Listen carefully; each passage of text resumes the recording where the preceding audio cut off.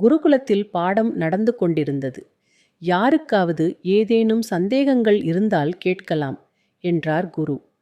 ஒரு மாணவன் உடனே எழுந்து, குருவே, அனைத்து அறிந்த இறைவன் நம்மை சோதிப்பது ஏன்? கஷ்டங்களை சந்திக்காமல் அவன் அருளை பெறவே முடியாதா என்று கேட்டான். நல்ல கேள்வி, இதற்கு உனக்கு நாளை பதில் அளிக்கிறேன் என்று கூறினார் குரு. மறுநாள் மாணவர்கள் ஆவலுடன் வகுப்புக்கு வருகிறார்கள். மாணவர்களுக்கு முன்னால் மண்ணால் செய்யப்பட்ட 2 ஜாடிகள் இருந்தன. இரண்டும் பார்க்க ஒரே மாதிரி இருந்தன. இவற்றில் ஏதாவது வேறுபாடு தெரிகிறதா? மாணவர்களை கேட்டார். தெரியவில்லை.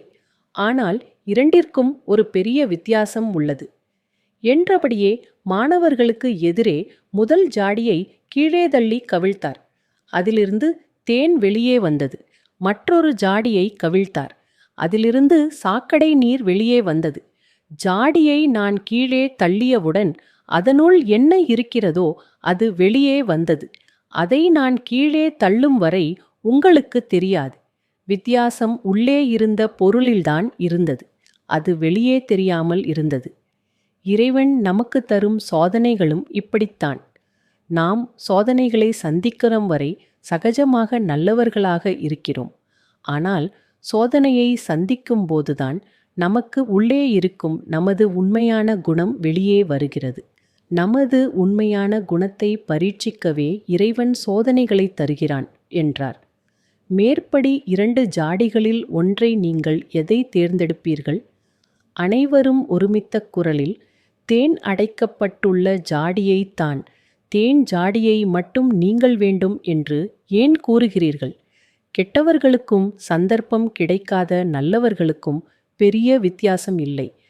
ஆகையால் தான் சில சமயம் நமது வேண்டுகோள்களை அவன் செவிசாய்ப்பதில்லை. இறைவன் நம்மை சோதிப்பதும் நமது உண்மையான குணத்தை நாம் அறியவே, அவனறிய அல்ல. அவன் அப்படி செய்வது நம்மை நாமே தெரிந்து கொள்ள. நம்மை நாம் அறிந்து கொண்டால்தான் நம்மை திருத்திக் கொள்ள முடியும். இல்லையெனில் நமது தவறுகளை திருத்திக் கொள்ள நமக்கு வாய்ப்பே கிடைக்காமல் போய்விடும். சிவாய நம சிவமே ஜெயம் சிவமே தவம். எங்கும் சிவநாமம் ஒலிக்கட்டும். சிவனே சரணாகதி. அப்பனே அருணாச்சலா, உன் போர்க்கழல் பின்பற்றி